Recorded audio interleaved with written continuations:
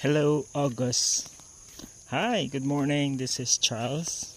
Pero yung video ngayon is yung nature lang, yung mga nadadaanan ko dito.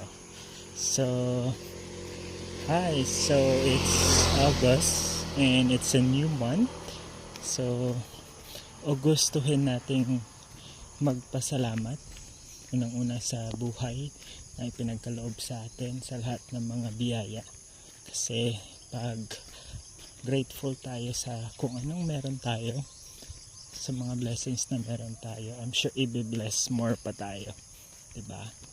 Second is gustuhin nating magpatawad at humingi ng tawad kung tayo man ay nagkasala, sapagkat naniniwala ako na kapag ikay nagpatawad at humingi ng tawad, magkaroon ka ng kapayapaan sa iyong kalooban. And kapag nagkaroon ka ng kapayapaan sa iyong kalooban, agustuhin mong maging masaya. At magiging masaya ka kapag ikay payapa, diba? Ganoon naman yun eh. So, ayun. I guess magagawa lang natin ang lahat ng ito kapag we have God in our life, diba?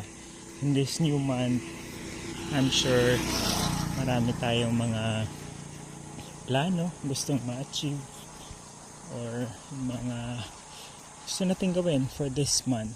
So I guess in every action, every decision na gawin natin this month, we ask for guidance on it, we pray for it, kasi I'm sure magtatagumpay yan.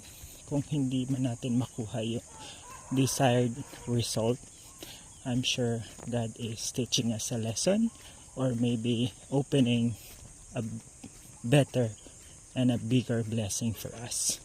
So, ayun. Good luck for this month. God bless and annyeong, mama.